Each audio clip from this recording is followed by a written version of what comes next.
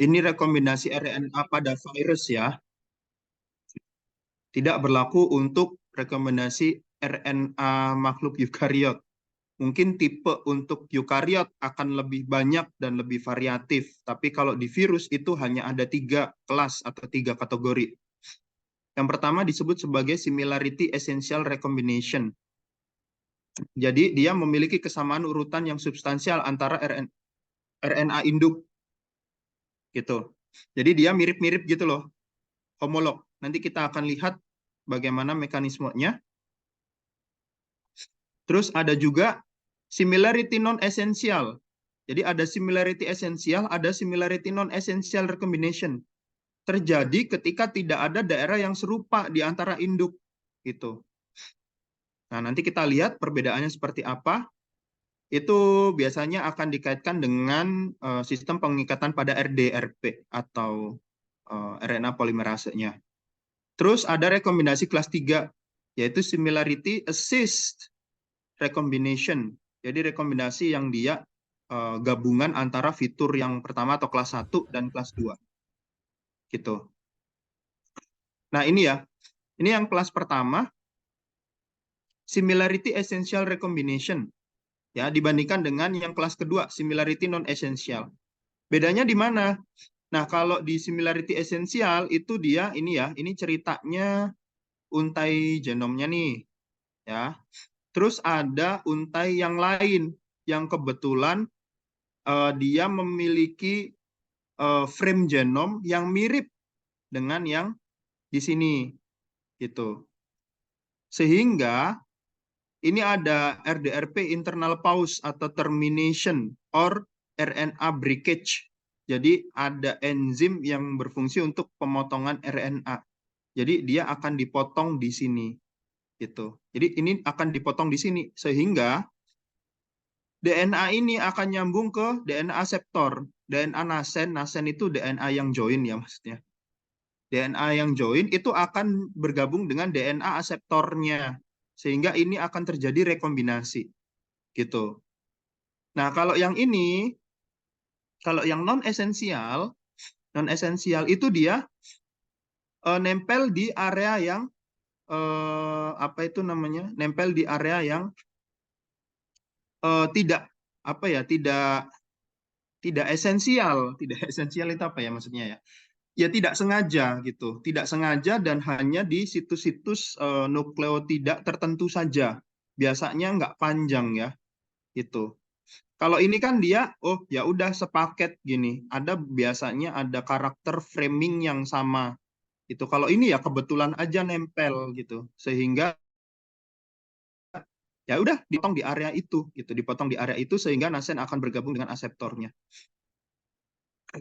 Nah kalau yang ini itu gabungan dua-duanya gitu. Nah, biasanya non-esensial itu terjadi di antara hairpin loop gitu. Kalau misalkan ada area hairpin loop, terus ada area esensial gitu ya. Ya udah, dia nempel di area esensial yang dekat di area hairpin loop. Jadi nempelnya secara tidak sengaja gitu ya. Terus ya kebetulan paket lengkap di situ open frame gitu sehingga dipotonglah di daerah hairpin loop gitu. Potong jebret sehingga dia memiliki area aseptor yang kebetulan mirip di framingnya gitu ya. Ini similarity assist recombination, jadi gabungan antara kelas 1 ini dan kelas 2. Nanti lebih lengkap bisa dibaca di sini ya. Oke, nah ini adalah contoh kejadian rekombinasi di beberapa jenis virus. Di beberapa jenis virus ya. Ini contohnya ada unsegmented RNA virus. Jadi ketika ada dua, kebetulan sama-sama nih, sama-sama RNA, sama-sama single strain, tapi dari virus yang berbeda. Ini sama-sama menginfeksi satu sel yang sama, gitu. Terus masing-masing sedang melakukan replikasi. Ya, masing-masing sedang melakukan replikasi sehingga sangat ada kemungkinan dua segmented RNA tersebut melakukan rekombinasi itu sehingga nah ini kan terjadi nih penempelan gitu kan antara yang merah ini sebagai ini ya naspennya, yang biru ini sebagai aseptornya. Sehingga ketika nempel dia akan terpotong, jebret terpotong. Nah, ini akan terjadi proses rekombinasi. Berarti ini bisa jadi nih ini rekombinasinya berhubung karakternya sama bisa jadi ini esensial, similarity esensial. Gitu. Nah, ini akan jadi virus yang baru, rekombinasi antara virus merah dan virus biru gitu ya ceritanya. Kalau di retrovirus, nah berhubung retrovirus itu kecenderungan menggunakan nukleoplasma, materi-materi yang ada di nukleoplasma ini pasti akan dilibatkan dan akan sangat gampang terjadi rekombinasi ataupun mutasi. Kenapa? Karena dia double strain, apalagi DNA double strain ya, DNA double strain. Itu strain satu dengan strain yang lain itu bisa jadi kalau satunya merah satunya biru aja ini sudah jadi rekombinasi gitu loh. Apalagi ketika dia melalui fase reverse transkriptase dengan bantuan enzim reverse transkriptase, potongan-potongan semi konservatif ini sangat-sangat mungkin terjadi sehingga nah terjadi warna seperti ini gitu loh, variasi yang seperti ini. Jadi variasi mutasinya akan sangat-sangat banyak. Inilah kenapa alasan virus DNA itu lebih gampang terkena menjadi mutasi dibandingkan virus RNA. Gitu ya, karena RNA cuma seuntai doang gitu. Jadi chance untuk terjadi mutasi akan sangat lebih rendah dibandingkan DNA gitu ya, virus DNA. Apalagi RNA double strands gitu ya. RNA double strands kan ya 11-12 sebenarnya sama DNA double strands gitu. Tapi lebih gampang yang DNA double strands ya. Ini segmented RNA virus. Jadi virus yang sudah membawai potongan-potongan genom atau genom-genom yang tidak komplit gitu. Jadi ketika dia menginjeksi itu variasi potongannya itu bisa saling sambung-sambung gitu loh. Saling sambung-sambung. Nah, ini misalkan kayak gini nih, ada yang 2 merah 1 biru, ada yang 1 biru 2 merah dan seterusnya. Ini variasi-variasi segmen-segmen ini yang menyebabkan si virus itu juga akan termutasi. Gitu. Jadi ada 3 tipe ya, unsegmented, ada retrovirus dan segmented. Ini kalau ditinjau dari RNA, belum lagi DNA.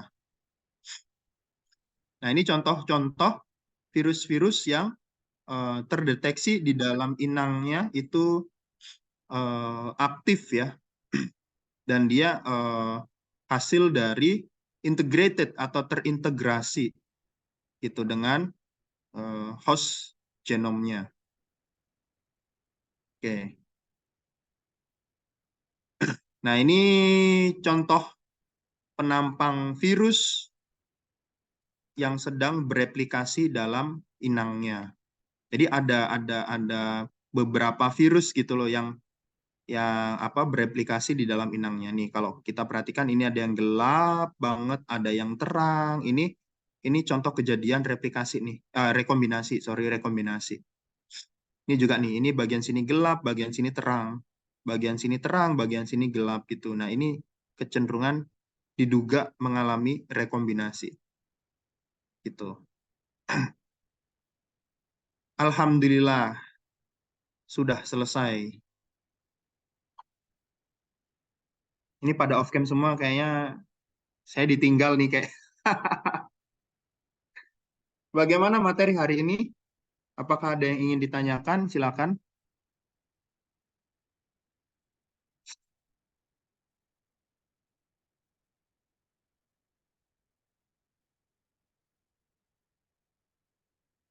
Ada yang ditanyakan nggak? Atau cukup? Dari saya cukup, Pak. Paling nanti saya baca lagi PPT-nya sama dengerin record-nya. Oke, baik. Yang lain? Gini nih kalian recordnya. Masa sih? Dari saya cukup, Pak. Nanti tinggal baca kembali.